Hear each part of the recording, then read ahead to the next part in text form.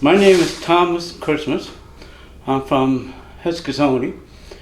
I have 6 children and something like 25 grandchildren and 4, if not 5, great-grandchildren. And I speak Mi'kmaq fluently. As a matter of fact, I teach it. I can speak it, write it, just about anything that a normal linguist would do. And that's me. And I work out of the Eagle's Nest in Sipekne'katik, and I enjoy my job here. How long have you been here? You know what, Becky? I'm having so much fun I don't even know when I started. I don't have a timekeeper. Alright, so the reason why I'm making this video is because Addictions Awareness Week is coming up. Mm-hmm. And I'm interviewing staff, so that certain staff, Right. to raise awareness and humanize addictions. So my first question to you, because I know I've heard your story before, I'm wondering if you can share your story with us. How I got here? Well, as everybody knows, I'm an alcoholic, and I stopped drinking years ago. I don't keep track of that either. I was a contractor before I decided to see if I could work with Nadicom. And Joe Denny, Joseph Henry, he got me a job at Bottonkek. And I was there for 2 years. Then we moved to Halifax, Dartmouth. I asked for a transfer, and Joe Denny gladly gave it to me because they needed an addiction worker at the Friendship Center. And I believe I was there for 6 years, something like that. But I was in Bottonkek prior to that for 2 years. So, and then I've been here for I don't know how long. But like I said, I enjoy my job, so I have no problems with the time. It's been good. Teresa is a great director, so is Donna. And I enjoy working under these two. Let me phrase that, working with those two. You can edit that out, okay? When it comes to alcoholism, do you have any tips or suggestions for families who have loved ones who are battling their addiction regarding alcohol or even addiction? I would say to the family, if you can, attend AA or see what you can do to help your spouse, your child, your friend who lives with you. And this would be a good step because when we release our client, they're going back to the same thing that they had, the same place that they were living.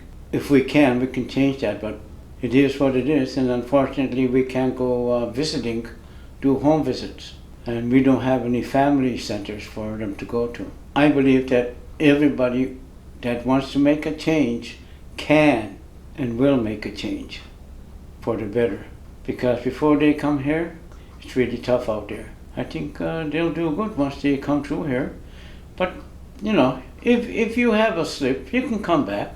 And you can keep coming back as many times as you want. And we're glad to help. Glad to help you decide where you want to go. Do you have any wisdom for anyone who might be thinking about changing their lifestyle? I would suggest that they talk to somebody first. Go to a counselor, an addictions counselor, and see what they think, how they can help you, first of all. Because once you get in here, that's between 3 and 5 weeks of being in almost saying solitary confinement, but you're with other guests as well. And these guests will help you because everybody wants to be helpful in helping their friends move along further to a better place. When you introduced yourself, Mm-hmm. you said, "Hi, my name is Tom and I'm an alcoholic." Mm-hmm. Can you explain why do you do that? That's out of habit. I used to attend AA meetings in Eskasoni. Sometimes when I have a group here, that's how they introduce themselves in the circle. They say, "Hey, my name is Tom, I'm an alcoholic, and they give a little story about their life. And it's something that stuck with me. I was with AA in Eskasoni, I don't know how many years, something like maybe 3 years. I enjoyed that because of the camaraderie. I'd go to Member 2. After Member 2, we would go to Tim Hortons, have some coffee and some donuts if our blood sugar was too low. And I enjoyed it. The people I worked with are people that are survivors of AA meetings, and that's how they introduce themselves. And when I do introduce myself that way, they're more comfortable with me. They're not saying, "Oh, his name's Tom Christmas," and that's that, right? But if I introduce myself as being an alcoholic, then they get a little more relaxed and they start to talk. And some of them, once they start talking, you have to somehow slow them down. That's the way I am. I can't stop, as you can notice in this interview. But other than that, that's why I say that. And I have to tell everybody out there that I love working with these people. The staff is wonderful. The guests that come through here, they're really, really good. I'd say we're batting about, 95, 96% inside the nest. And that's a pretty good turnout. Some have problems, some have things going on that they have no control over, and it's always on their mind. But they come back, and we accept them gladly. We accept anybody. So I know you are I'm going to call you a linguistic, because I firmly believe that's what you are. You are very, very good with it. Thank you. Can you tell me, do you use your linguistic abilities when it comes to treatment? Yes, I do.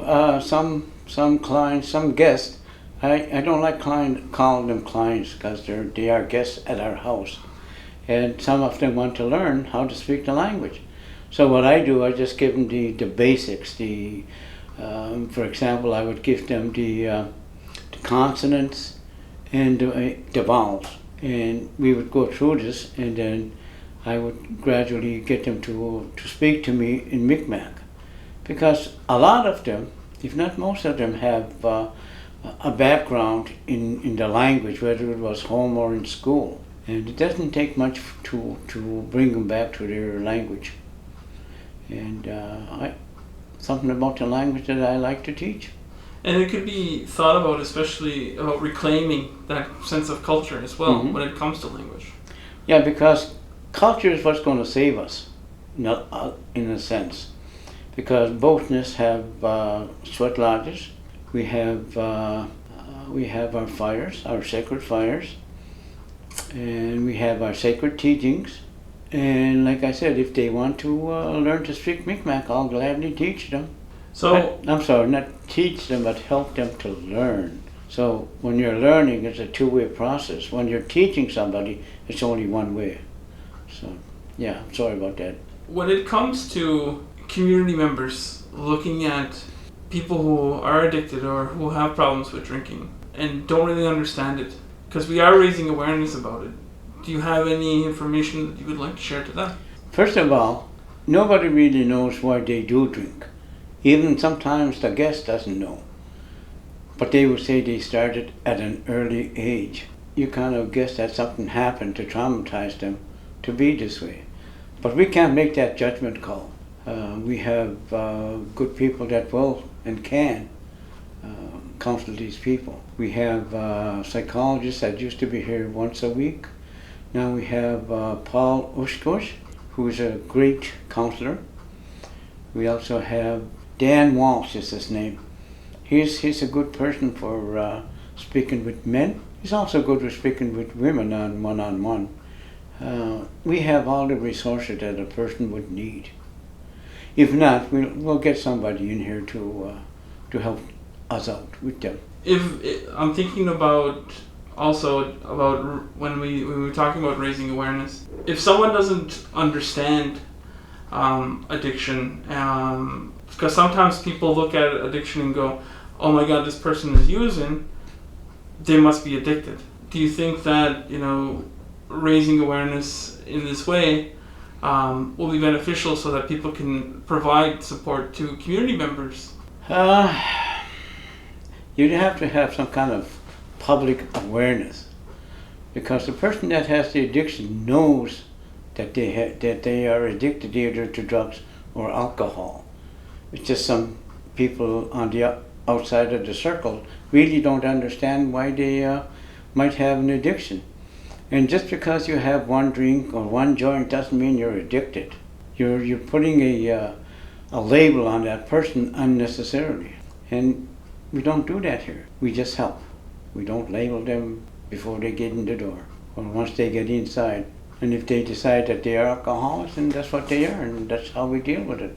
That's how we help them, because they are here for help. We have different kinds of addictions. Don't keep in mind keep in mind that there's more than drug and alcohol. I mean, there's lottery machine addictions, gambling addictions, sexual addictions, bingo addictions. I don't mean to put bingo in there, but it's an addiction to some people. And just some people don't realize what the scope of the addiction really is. It's wide and varying. But we will deal with people who have an addiction and admit that they do. We'll help them the best way we know. Ending with the video, do you have anything else that you would like to share? The only thing, one of the things I'd like to share is try to be who you are and be the best that you can. And if you feel that you want to learn how to speak Mi'kmaq, you can somehow contact me and I'll let you in on a couple of things that are going to be happening in the future. I already have a few, 20 videos dealing with the Mi'kmaq language. And I was dealing with the 20 virtues of the Mi'kmaq, and they have to be refined so that they can go more public, more wider. Right now it's on Facebook and on the Nadika site. And just tread carefully and be good to yourself and to your neighbors. And play pool to your heart's content. Thank you so much, Tom. Thank you very much, Wiggy. All right. Have a nice day.